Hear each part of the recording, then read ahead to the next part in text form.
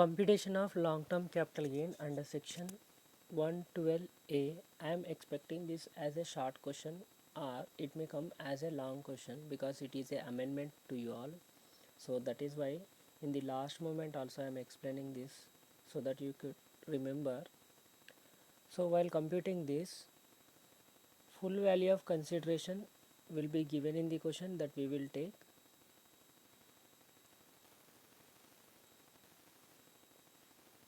Full value of consideration will be given in the question that we will take. From that, transfer expenses, generally whatever transfer expenses are there, that we will deduct, and you will get net consideration. Cost of acquisition, this is very important for the purpose of 112A. What will be your cost? Generally 112A is for what? Listed equity shares or equity oriented fund. Okay, equity shares, listed equity shares or equity oriented fund which on which STT has been paid. For this it is applicable. Securities, equity shares which are listed in stock exchange, recognized stock exchange. In such case and STT paid only, it will come under 112A. STT should be, in case of units, STT should be paid at the time of sale. In case of shares, it should be paid at the time of purchase as well as on sale in case of equity shares. Okay, let us come to the cost of acquisition. How you will determine cost of acquisition? In case of 112A, cost of acquisition is, it is little bit tricky. Higher of the following: A, actual cost, आपने कितने में purchase करे वो, number of shares into purchase value will be there, that we will take. Okay, or B, least of the following two. B, least of the following two, and this is very important point here. Fair market value on 31st January 2018. Please remember this. 31st January 2008 we need to take.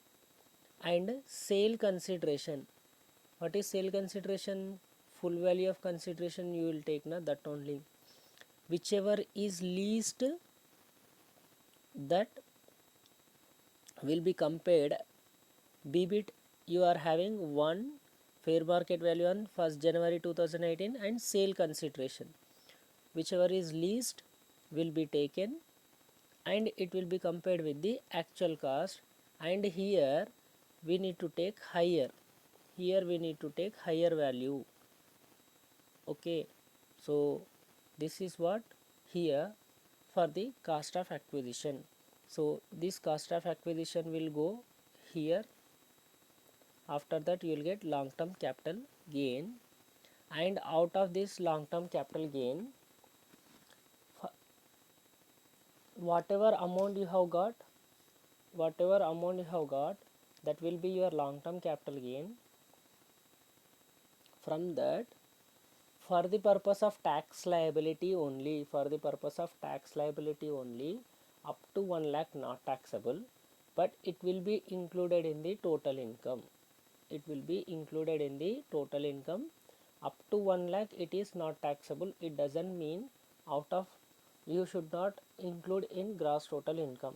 And for long term capital gain under section 112A, rebate will not be allowed because already you are giving 1 lakh exemption and taxable at the rate 10%. One more thing, it is a special income, so you will not get the benefit of 80C to 80U deductions also for this purpose. Okay, and it is taxed at flat rate 10% above 1 lakh rupees. We have did some problems relating to it, and there is one video relating to it in the YouTube also. So it will be given with the combination of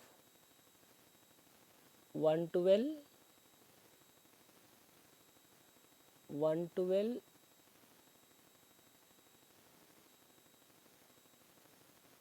or 111A. Along with 111A or 112, it will be given as a combination question.